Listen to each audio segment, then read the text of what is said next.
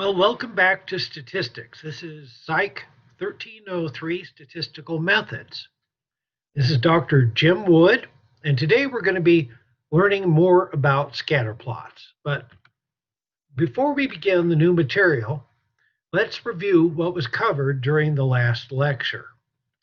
Okay, now during the last lecture, we discussed basic information regarding scatterplots. And for most of you, it was a review of material that you learned in high school math. We said that a scatterplot is a type of graph, and it has two axes. The horizontal x-axis is at the bottom, and the vertical y-axis is at the left side. And the two axes meet at the origin. We can draw or plot a point on a scatterplot, and every point on the scatterplot has a name. The name is called the coordinates of the point. The x-coordinate tells us the number on the x-axis that lies directly below the point, and the y-coordinate tells us the number on the y-axis that lies directly sideways from the point. We also discussed lines on scatterplots. Every line on a scatterplot has a y-intercept and a slope. And the y-intercept is the y-coordinate of the point where the line meets the y-axis. Now in this graph, the y-intercept is 1 because the line hits the y-axis at the number 1. Every line also has a slope. And the slope can be positive or negative. Now this line in this graph has a positive slope. And there are two ways to tell that the slope of this line is positive. First, the slope is a positive number. So for this line, the slope is 1/3. 1/3 is a positive number, so that tells us the slope is positive. The second way to tell that a slope is positive, that tell that a line has a positive slope, is that the line goes up as you go from left to right. See how this line starts out lower on the left and goes up towards the right. That tells us this line has a positive slope. Now, this line has a negative slope, and there are two ways to tell that its slope is negative. First, you can see at the top, the slope is a negative number, -1/2. Now, because -1/2 is a negative number, that tells us that the line's slope is negative. The second way to tell that the slope is negative is that the line goes down as you go from left to right. It starts higher on the left and then goes down from left to right. And that tells us it's a negative slope. Now, in the last lecture, we explained how to calculate the slope of a line. The slope is equal to the rise divided by the run. We can calculate the rise and the run by imagining an ant that walks up the line from the point on the left to the point on the right. The amount the ant goes up is the rise, and the amount that the ant goes sideways is the run. Now, in this particular example, using this line, the rise is equal to 2. That's the amount that the ant goes up as it travels between the 2 points. And here's how we can calculate the rise.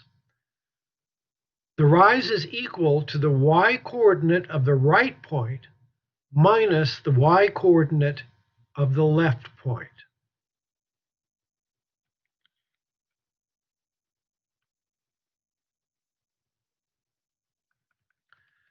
Now, in this example, using this line, The run is 6. And here's how we calculate the run.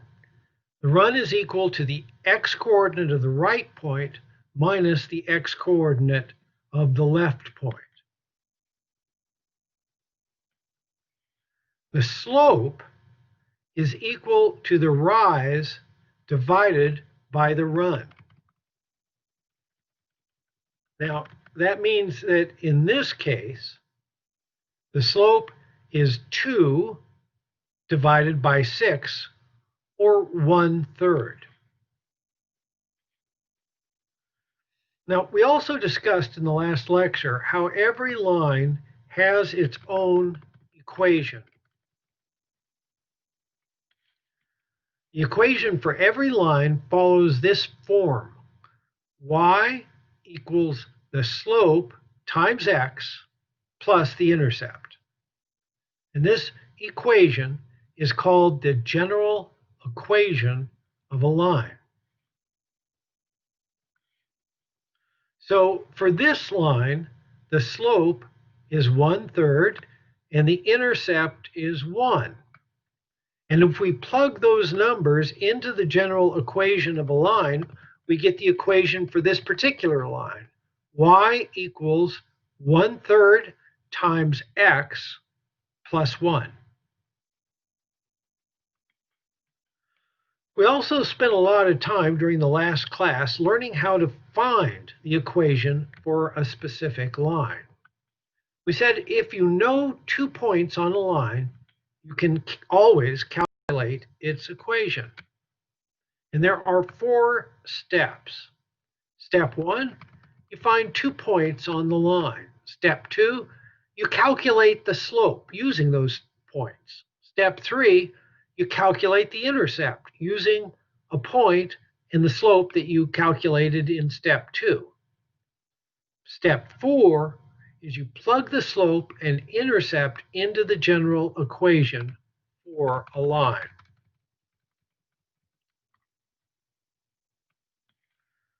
Okay, that's it for the last class. Now we're ready for new material. I wish that we had the opportunity that you could ask me questions about the last time, but when we're doing this online, that's not possible to do. So today we're going to begin by talking about how we can use a scatter plot to show a group's scores on 2 variables. And that's the way that scatter plots are typically used in statistics. Now, as an example, we're going to use some data from 5 college students who are enrolled in a chemistry class. And this table shows the average value, the average sleep time of each of these 5 students during an entire semester. Now, average sleep time, we mean average sleep time per night. And sleep time is measured in minutes. So you can see the student at the top here got an average of 360 minutes of sleep per night during the semester. So let's think about that. How many hours was that? That was 6 hours. So this student got about 6 hours of sleep per night. Now, that's a little skimpy, actually. But you might ask yourself how many hours of sleep you usually get per night when you're attending classes and working.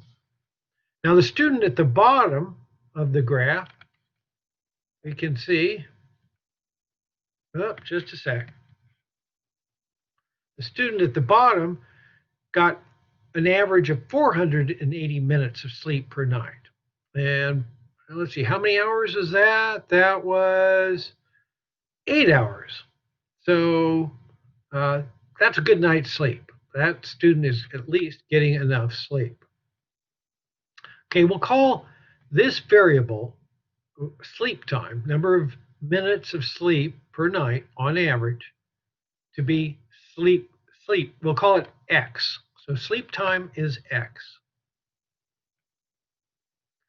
Now, here are the grades of these same 5 students in their chemistry class based on their performance for the whole semester. So let's see, what's the highest grade that any student got of these 5? Let's see. Okay, we can see one student here got 90%. So that was an A, kind of below A, but it was an A. And student with the lowest grade was 60. That might be an F, depending on the grading system for these students. So we can see, and then we have others in between. And we're going to call this variable, which is their grades for the whole semester, Y. So sleep time is X, grades are Y. And we have the data for 5 students on those five on those 2 variables. Now we're going to plot the data for the students on this scatter plot. And you can see the x-axis is marked sleep time, or X, and the y-axis is marked chemistry grade, or Y. So we'll start with this student. This student got 360 minutes of sleep on average and earned 70% in the chemistry class. That's their grade. So for this student, X is 360 and Y is 70. And we're going to plot the point for this student. So here's the point representing this student. And the coordinates of the point are 360, the number of hours of sleep the student got, and 70, which is the student's grade. So 360 is the x coordinate, 70 is the y coordinate. Right? Did I say grade? Right? Sleep time, grade. Okay, next we'll plot the point for this next student who had an x equal to 400 and a y equal to 60. Let's do that. So here's the graph, and here's the point representing the student with an x coordinate of 400 and a y coordinate of 60. So you get the idea now. This student has an x of 420, that's 7 hours of sleep per night, and a y of 90, a high grade. So we'll plot this student's point right here with an x coordinate of 420 and a y coordinate of 90. Okay, now we can do that with the data from all the students. So here's a student that had 440 minutes of sleep per night and a chemistry grade of 75. And here's a student with 480 hours of sleep and a grade of 80. So that's 8 hours of sleep and a grade of about a B. Now, you may notice there's a pattern here. Students who get more sleep tend to get higher grades. And did your mother ever tell you that you should get enough sleep so you do better in school? Well, your mother was right.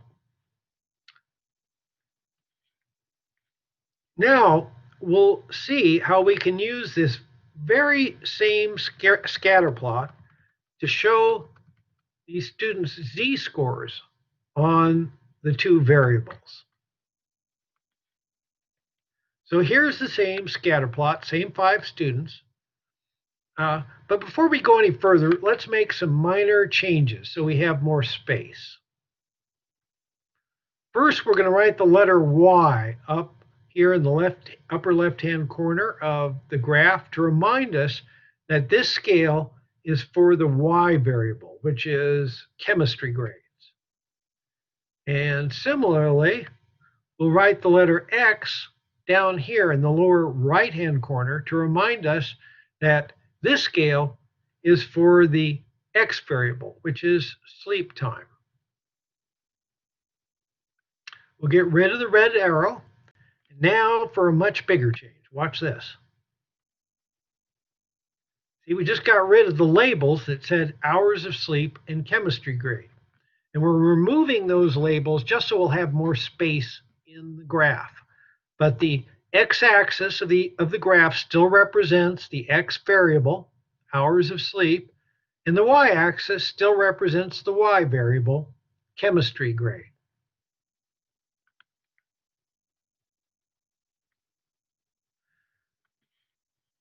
Now, in this nice big space here at the bottom, we're going to write z-scores. Now, you notice over here on the right side of this space, we've written z with a little subscript x. That's the little subscript down there, x. This z with the x subscript represents the z-scores for the x variable, hours of sleep. And we could just write z, but we use the subscript x to make it clear that we're referring to the z-scores for the x variable and not the z-scores for the y variable. So that little x, since we have two variables, y and x, there's a question whenever we have z-scores. So we use the subscripts to keep things straight.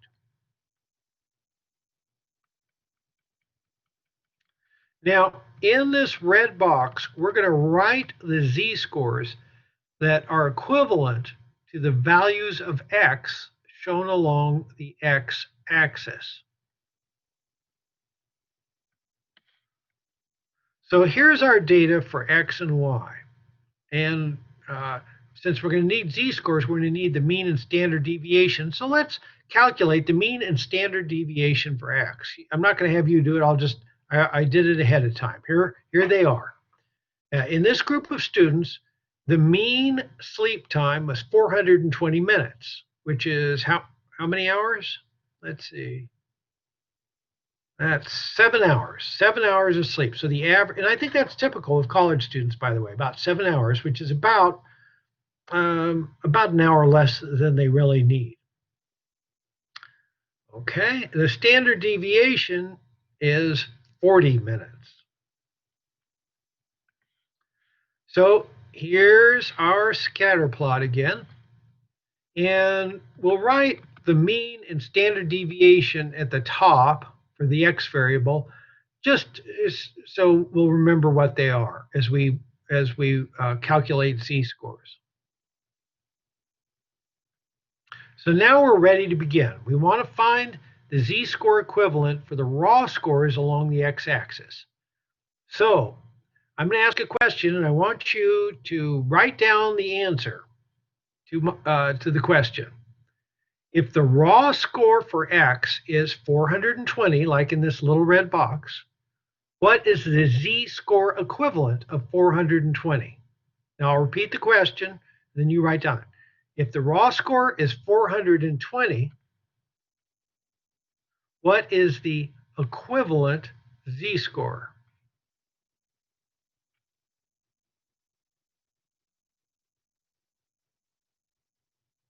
I'll give you a little hint. Look up here. There's the mean, there's the standard deviation. From those, you should be able to calculate what the z-score is for 420.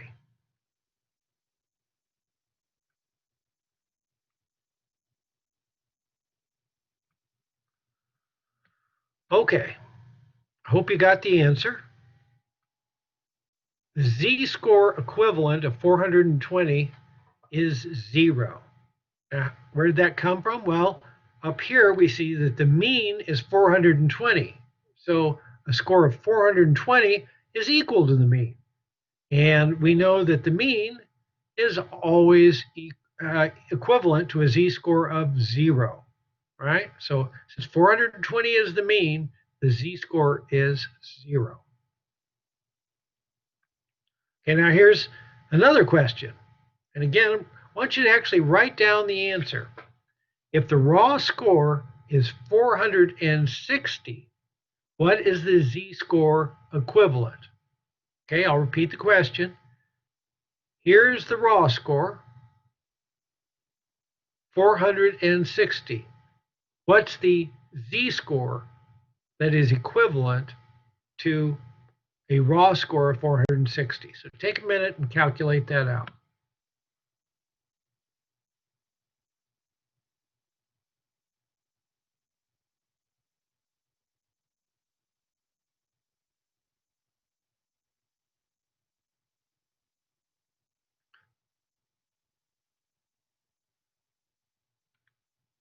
Okay, I hope you got that. Uh, a raw score of 460 is the equivalent z-score is 1.0 or just 1. Now, how did you get that? Well, we've talked about z-scores. By now, this should come to you pretty easy, right? To find the z-score, we subtract the mean from the score. So 460 minus 420, and that gives us a deviation of 40. And then for a z-score, once we have the z-score is the deviation divided by the standard deviation. So if the deviation is 40 and the standard deviation is 40, then the z-score is 40 divided by 40, which is 1.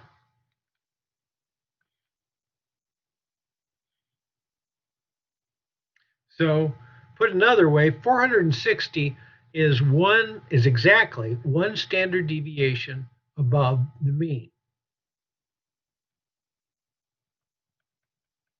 And a z-score is equal to the number of standard deviations from the mean. So if 460 is 1 standard deviation away from the mean, it has a z-score of 1. And since it's a greater than the mean, we know that's a positive z-score. Okay, now let's try it again. Write down the z-score that's equivalent to 380. Go ahead and write that down. So this time the raw score is 380. What's the equivalent z-score?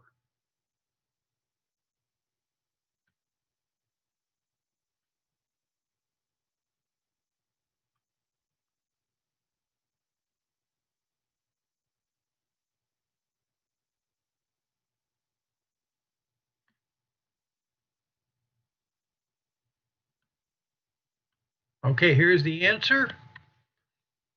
A raw score of 380 has an equivalent z-score of -1.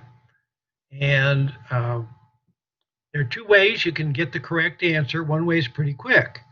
If you see that 380 is 1 standard deviation below the mean, then you know that the z-score is -1.0. The other way you can do this is to use the formula. The deviation of 380 is -40. And the z-score is equal to the deviation divided by the standard deviation. That is, z equals -40 divided by 40, which is -1. Either way of getting the z-score is fine, whichever way works for you.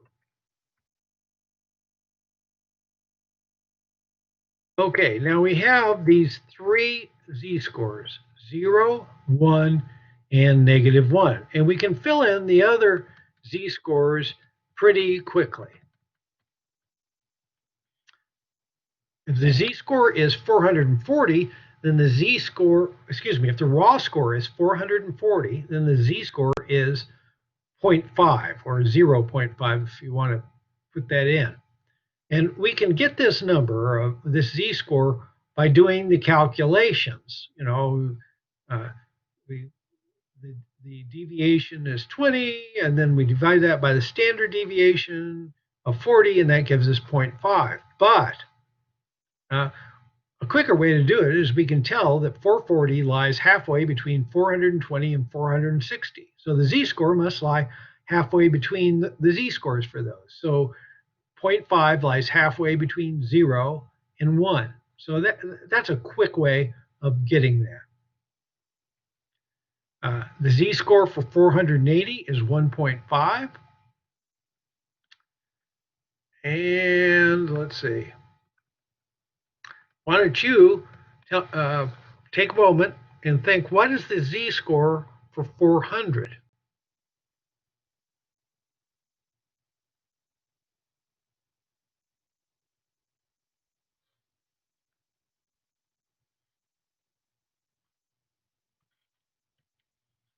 Uh, here's the answer.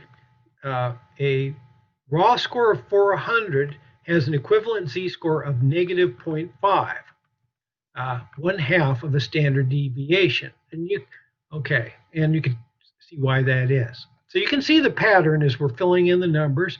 And you can see that you can fill in the z-scores after you've filled in a few, like 0, 1, -1. You can see the pattern and you can fill in the z-scores without even doing the calculations. That's going to save you a lot of work whenever you have to do this. How about this one? What's the z-score for 360?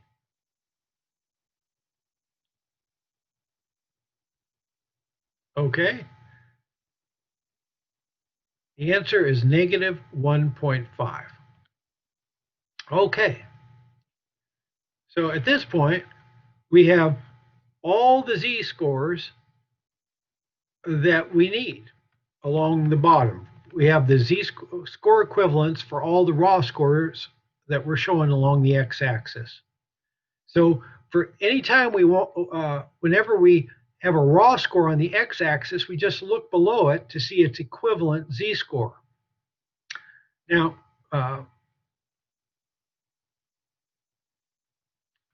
okay, now in a second, let me show you now.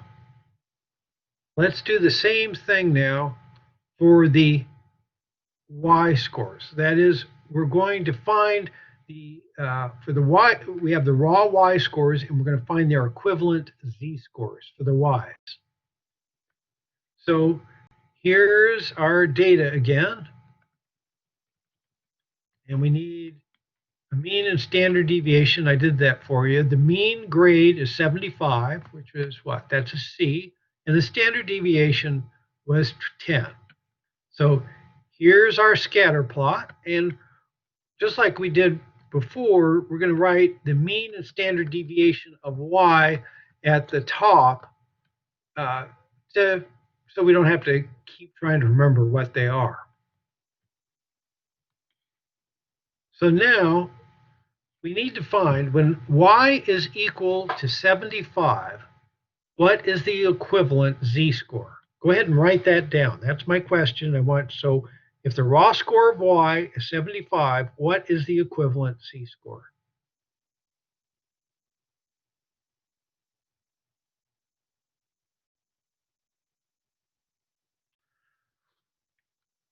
Okay, well, I hope you saw that one, is that it's 0, because 75 is equal to the mean of y, so its z-score is going to be 70.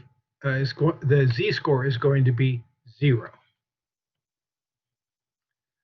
Now this one, let's try 85. If the raw score for y is equal to 85, what's the equivalent z-score? Go ahead and write that down.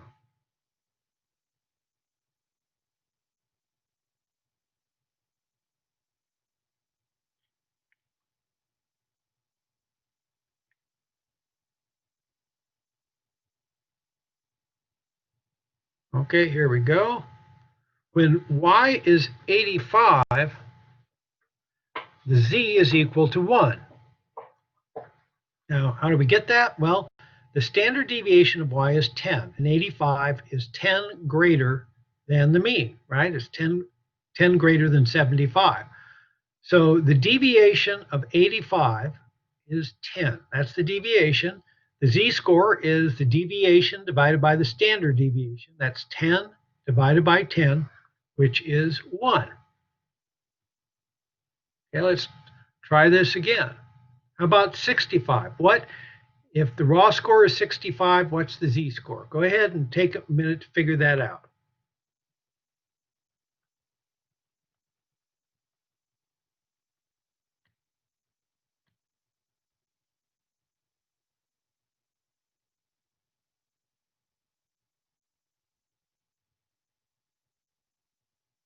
Okay, so for that, the z-score is -1. Now at this point, we see the pattern, and we can just fill in the rest of the z-scores just like this. Okay, so we figured there are all our y raw scores and their equivalent z-scores. We'll get rid of the box. Now, let's sum up what we have here after going through this process. Along the left side of the scatter plot, we have the scale that shows the various raw scores of y. And next to each raw score is its equivalent z-score. And we call the z-scores here the z of y scores. And we'll be using that terminology in the future, and that's in your book too, z of y. To make clear that we're talking, and we say z of y, we say of y, to make clear that we're talking about the z-scores of y, not the z-scores of x. Now, along the bottom of the scatter plot, we have a scale that shows various raw scores of x, and underneath each raw score is its equivalent z-score. And we call these z-scores the z of x scores for obvious reasons. Now, I'm going to show you how the points in the scatter plot can be given new names using the values for z of x and z of y. So each of these points is going to get a new name. We'll begin by using this point. Now, its raw coordinates are 360 and 70. We call, now, raw coordinates. The coordinates are raw. The raw coordinates tell us the point's position relative to the x and y axes. And of course, the first coordinate is the x coordinate, and it tells us the point that lies, it tells us that the point lies above 360 on the x-axis. And the second coordinate is the y coordinate, and it tells us the point lies sideways from the number 70 on the y-axis. Now, here's something new. This point also has a second name, negative 1.5 and negative 0.5.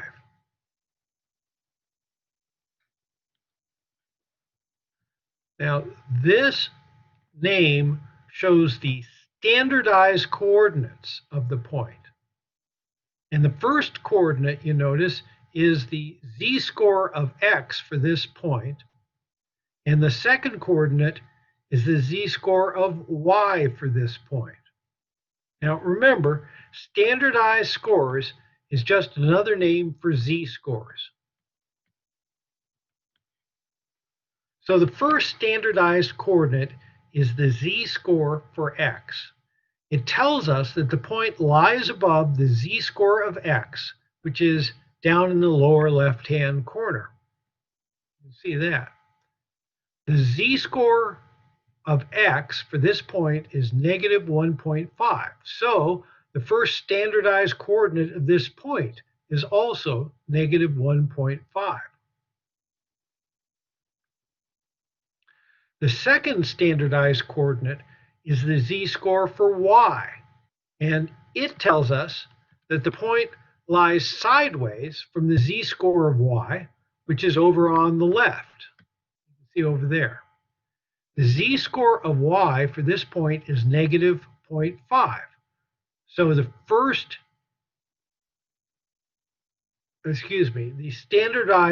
y standardized coordinate of this point is negative 0.5. That's actually the second standardized coordinate, the second one right there. Okay. Now here's a way to think of it. Suppose we got rid of the x and y scales like this. Watch. Okay, so x and y, they're gone. We just have the z-scores. Now at the bottom of the scatter plot, we have a scale that shows the z values for x. And at the side, we have a scale that shows the z values for y. Ugh.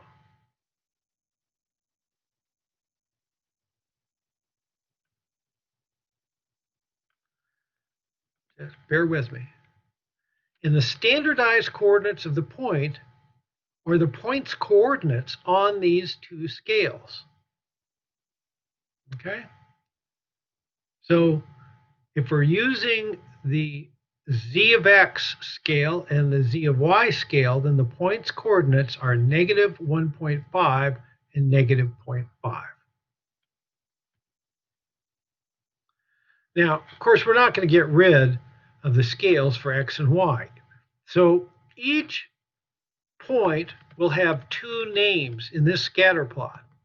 The point's first name, which here is written in black, tells us the point's raw coordinates, x and y, on the x and y axes.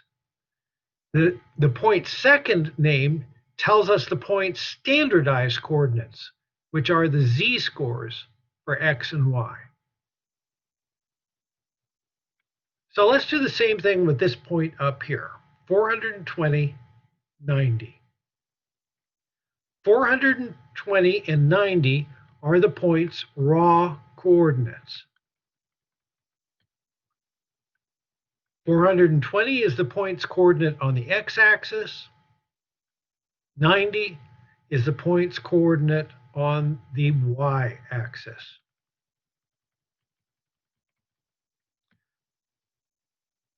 Now we need to figure out the point's standardized coordinates. So here's what I want you to do. I'd like you to write down what you think are the point's standardized coordinates. If you aren't sure, just keep thinking about it. So again, to repeat, the question is, if the raw coordinates are 420 and 90, if that's that point, what is that point's standardized coordinates?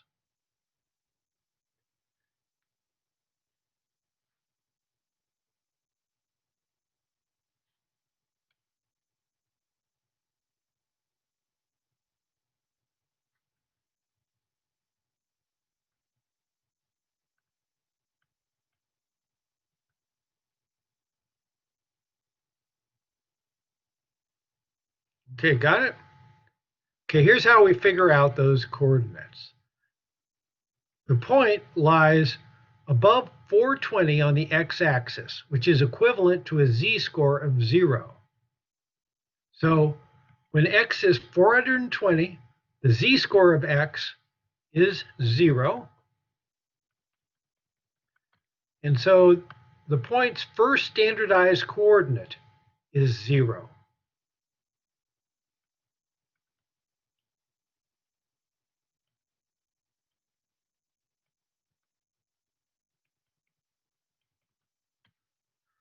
Now, the point also lies sideways from 90 on the y-axis, which is equivalent to a z-score of 1.5.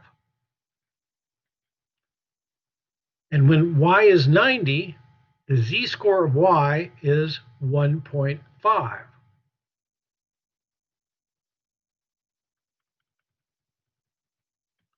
So the point's second standardized coordinate is 1.5. And these standardized coordinates tell us the values of the z-scores for x and y, 0 and 1.5. Those are the standardized coordinates.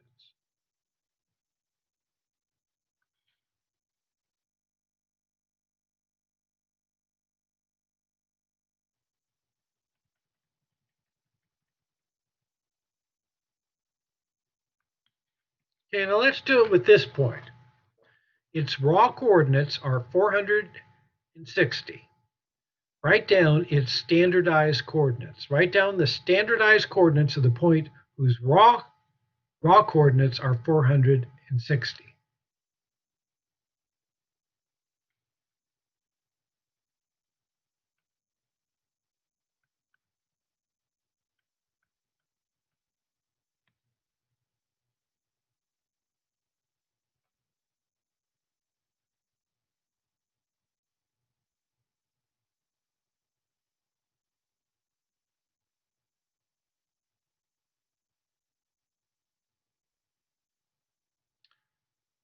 Okay, now the answer is negative 0.5 and negative 1.5.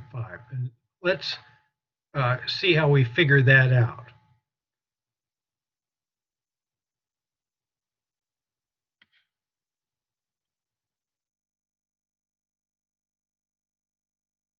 The x-coordinates of this point is 400, and the equivalent z-score is negative 0.5. So that tells us, right, negative 0.5. So the point's first standardized coordinate is negative 0.5. Now, similarly, the point's y-coordinate is 60. The equivalent z-score is negative 1.5. And so the point's second standardized coordinate is negative 1.5 or negative 1.50, however you want to do that.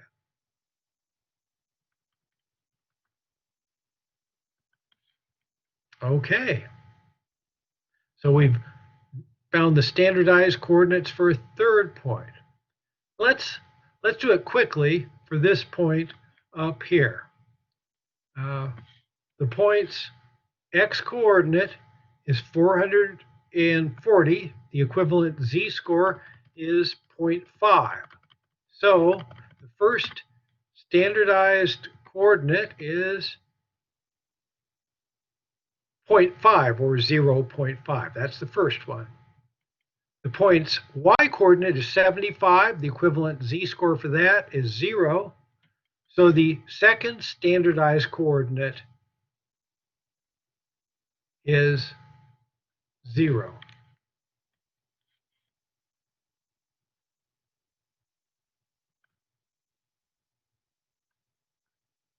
So this point's standardized coordinates are 0.5 or 0.5 and 0. Now, we could go through the same process to find the standardized coordinates for this point, but to save time, we'll just fill them in, 1.5 and 0.5. So at this point, so now all of our points have two names. The first name of each point tells us the point's raw coordinates based on x and y. The point's second name tell us the point's standardized coordinates, which are the z-scores of x and y. So what we've just created is called a hybrid scatter plot. And hybrid means combination. A hybrid scatter plot is a combination because it includes the point's raw coordinates and the point's standardized coordinates. So it's raw scores and z-scores showing at the same time, and that makes it a hybrid. Now, we've been calculating the raw coordinates and standardized coordinates for the points by looking at the points on the scatter plot. But we could also just calculate the points' raw coordinates and standardized coordinates without a scatter plot. And I'll show you briefly how to do this. Here's the data we've been using. It shows sleep times and grades for 5 students. Sleep time is the x variable, grades are the y variable, and we can just calculate the z-scores for the x and y variables in the way that we've already done earlier in the class. We don't need the scatter plot at all. I'm not going to really go into great detail about that because you already understand that we could just take each score, subtract the mean, and to get the deviation, and then divide the deviation by the standard deviation to get these z-scores. But I've written them in to save you time so you don't have to do it on this particular table. Let's just kind of see how that works. And we're using this first student.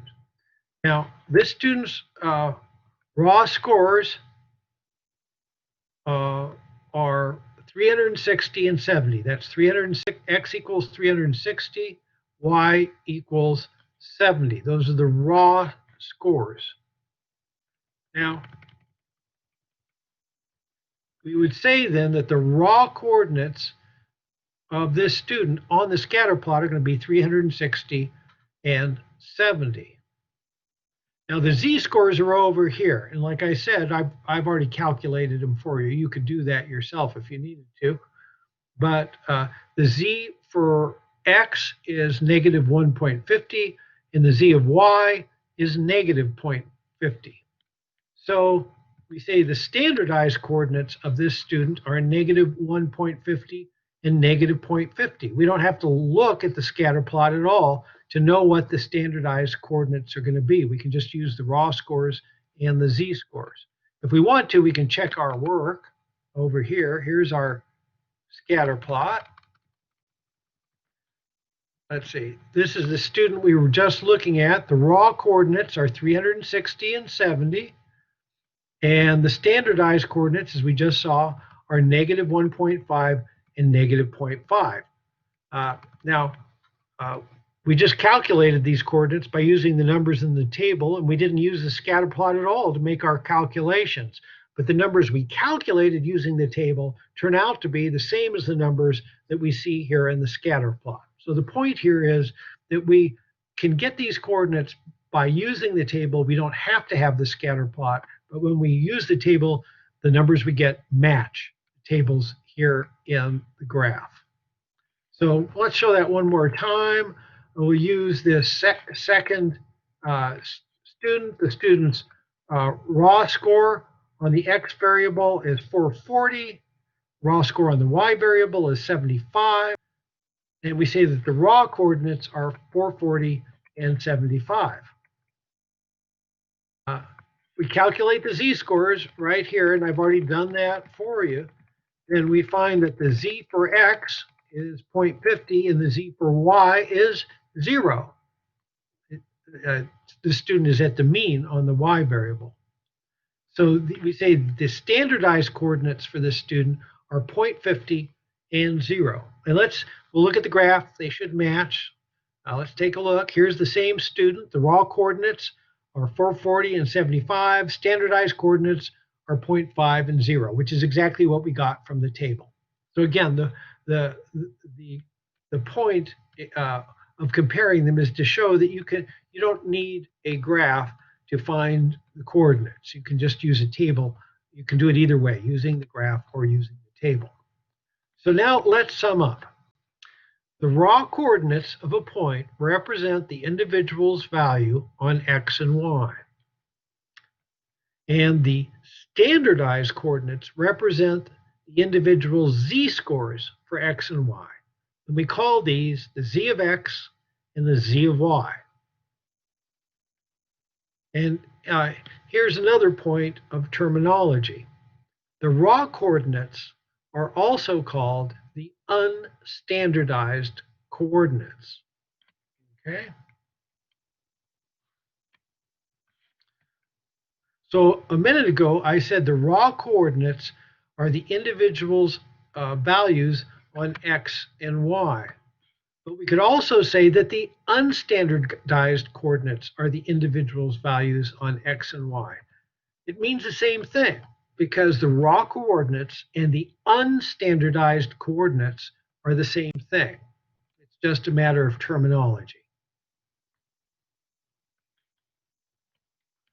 Okay, now we're ready to discuss the equations of lines on hybrid scatterplots. Because on a hybrid scatterplot, every line has two equations. The first equation is called the unstandardized equation, and the second equation is called the standardized equation.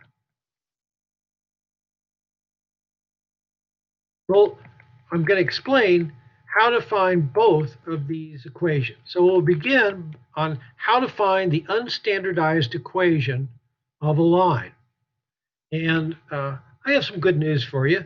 You already know how to do this. We did this, you learned this in a prior class. So I'll show you. And this is the graph that we've been using already. And we're going to get rid of most of these points and just keep these two. And we'll draw a line through these 2 points. And we're going to find the First, we'll find the unstandardized equation for this line, and later on we'll come back and find the standardized equation. So let's start with the unstandardized equation. Now, here's the key point to remember.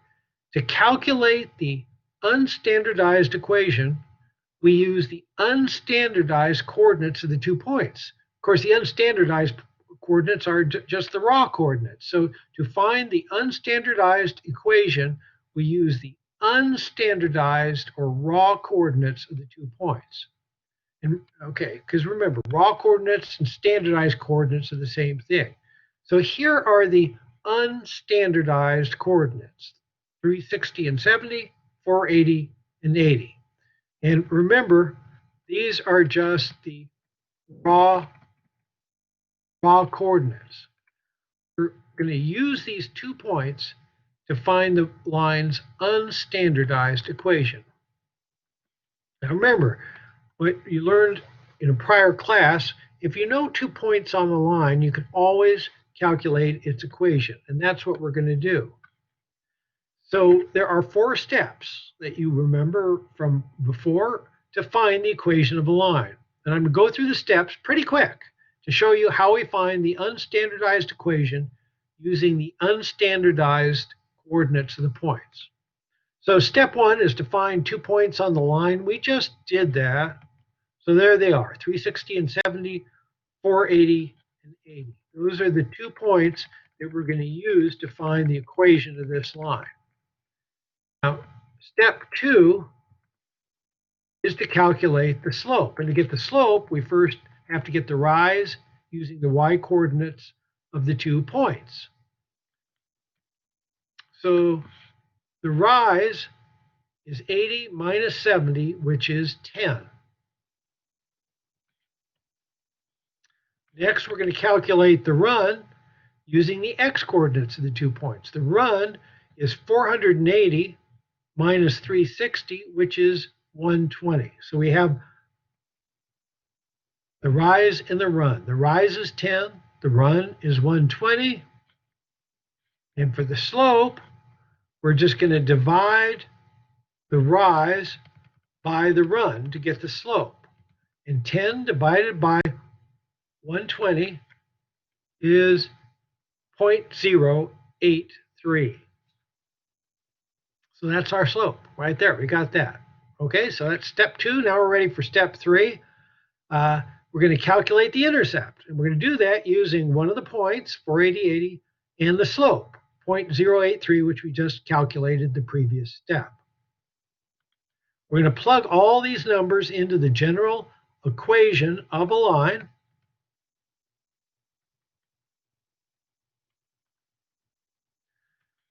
And when we do the algebra, we find that it works out that the intercept is 40. So the slope is 0.083 and the intercept is 40. Now we're ready for step 4. We just plug these numbers into the general equation for the line, and we get the equation for this specific line. Y equals 0.083 times x plus 40. Okay.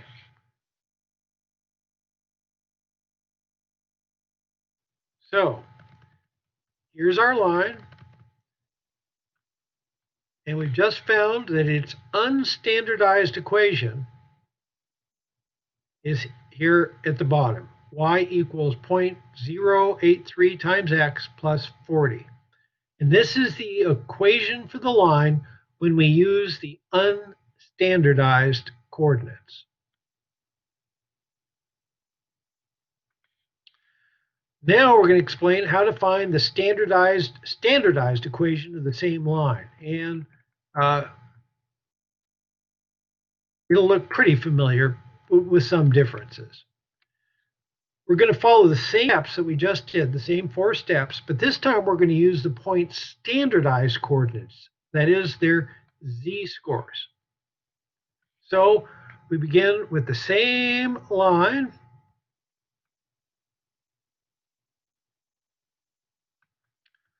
But for the standardized equation, we used the standardized coordinates of the 2 points. Now these are the standardized coordinates, the z of x and the z of y for each point. Now for the point on the left, the z of x is negative 1.5 and the z of y is negative 0.5. For the point on the right, the z of x is 1.5 and the z of y is 0.5. So these are the numbers we're going to use to find the line's standardized equation. Instead of using x and y, we're going to use the z of x and the z of y. And we're going to do the same 4 steps. So step 1, we need 2 points on the line. We just found that. Negative 1.5 and negative 0.5. That's 1 point. Our other point is 1.5 and 0.5. Okay. Now next we're going to calculate the slope. For the slope, we need the rise and the run, and we'll start with the rise. Now before, when we calculated the unstandardized equation, we used the unstandardized coordinates, that is y. But for the standardized equation, we'll use the standardized coordinates, so we use the z of y instead of y, okay?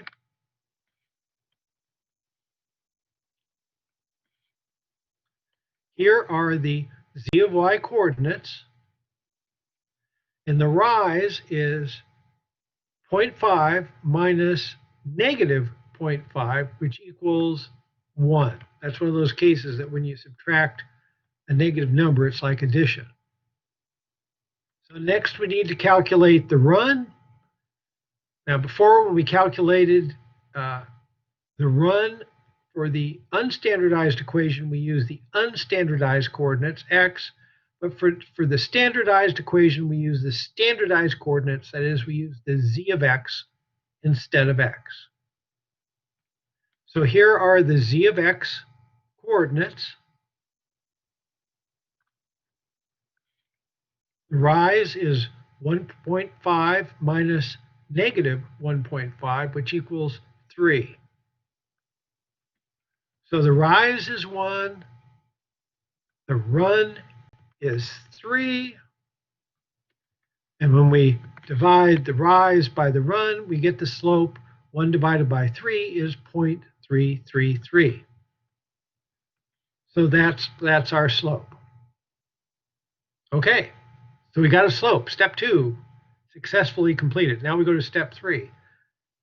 Now we're going to calculate the intercept using one of the points and the slope. We'll use the point 1.5, 0.5, and we just calculated the slope is 0.333.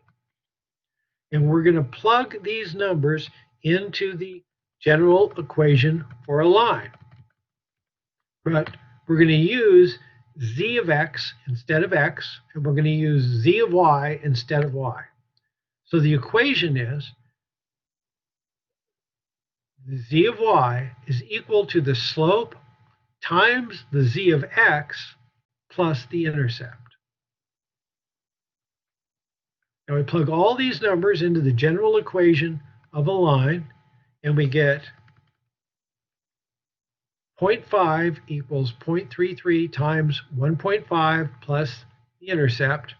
And when we do the algebra, we find that the intercept is 0. Well, that's convenient.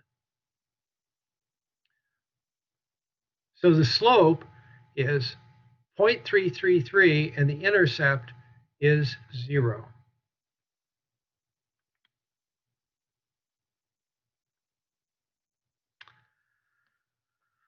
Now we're ready for step 4. We're going to plug the numbers into the general equation for a line. But remember, we're using z-scores, so the general equation is the z of y equals the slope times the z of x plus the intercept. And when we plug in the numbers, we get the equation, the z of y equals 0.333 times the z of x plus 0. Of course, we don't really need the 0 on the end, so we can just drop it, and we get the final equation that the z of y equals 0.333 times the z of x. And this is the standardized equation of the line. It's the equation we get if we're using z-scores. So here's our line again. And we have just found its standardized equation. This is the equation for the line when we use the standardized coordinates. And put another way, this is the equation when we use z-scores. So, as we've just learned, a line has two equations, the unstandardized equation and the standardized equation. And this is the unstandardized equation for the line we've just been working on. Its slope is called the unstandardized slope, and its intercept is called the unstandardized intercept. This is the standardized equation of the same line. Its slope is called the standardized slope. And where's the intercept? Well, remember, the intercept for this equation is 0, and it's not even shown here. But it's there. It's kind of like a ghost. And in this equation, 0 is the standardized intercept. So it's there, and the intercept really is 0, but it's not shown. Okay, now we're nearing the end, but we need to talk about one more topic. We're going to talk about the most important point on a hybrid scatter plot. It's called the point of averages. And in a second, you'll see why it's called the point of averages. So this is the same scatter plot we've been using throughout the lecture. The points have been temporarily hidden so I can show you about the point of averages.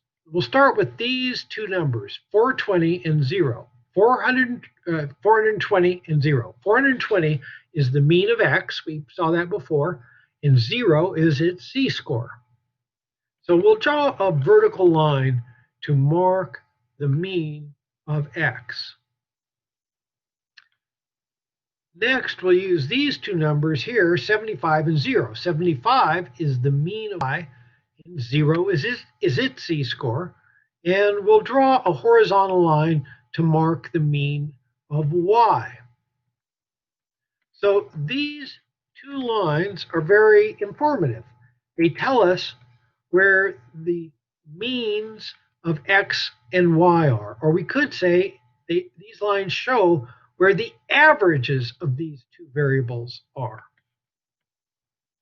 And this point is where they meet. This blue diamond is where they meet, and it is called the point of averages. And you can see why. It's because it's where the two averages cross each other.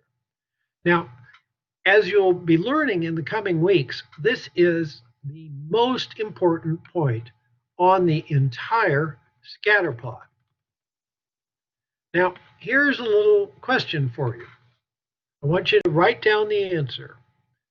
What are the standardized coordinates of the point of averages? Go ahead and write them down. I'll repeat that. What are the standardized coordinates of the point of averages?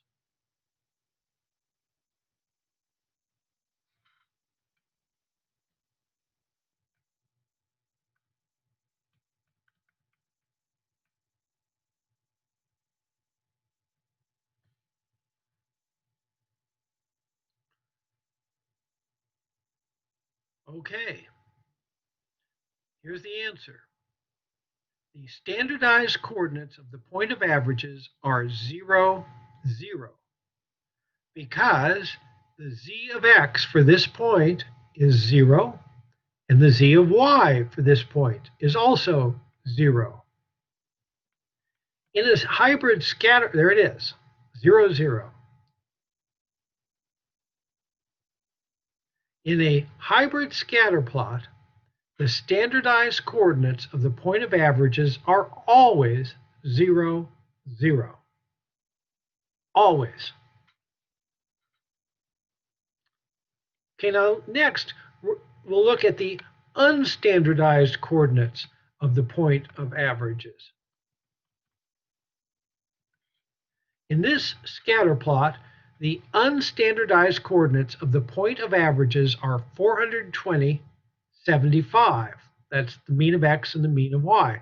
But we can express these coordinates in another, more general way. The unstandardized coordinates are equal to the mean of x and the mean of y. That's the general way of expressing the coordinates of the point of averages. Now, in a hybrid scatter plot, the unstandardized coordinates of the point of averages are always the mean of x and the mean of y. That's why it's called the point of averages. Okay, now we're just about done. Here's the point of averages with its unstandardized and standardized coordinates. And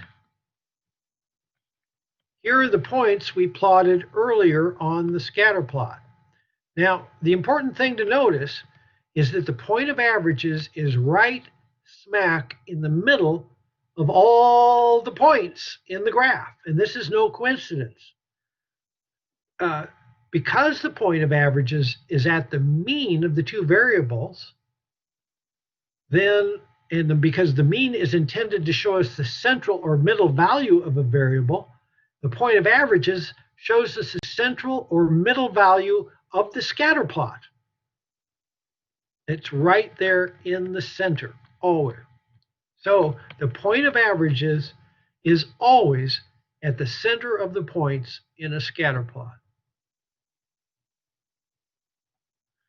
So now I'm going to show you something important about the two lines that are drawn through the point of averages. Now to show you this, I'm going to make some slight graphic changes to the scatter plot so you can see more clearly what I want to show you.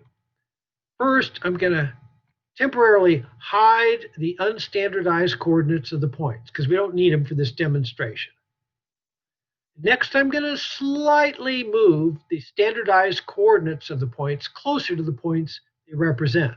Now, the standardized coordinates and the points are exactly the same as before, but I've moved the numbers a little closer to the dots, so I'll have more room when I show you what I want to show you. Next, I'm going to temporarily hide. See where I am? I'm hiding the scales for x and y. So we're getting rid of x and y at the bottom and the side. Now I'm going to shrink the scales for the z of x and the z of y. Here, I'll do that again. Just see it. See, I'm shrinking them down.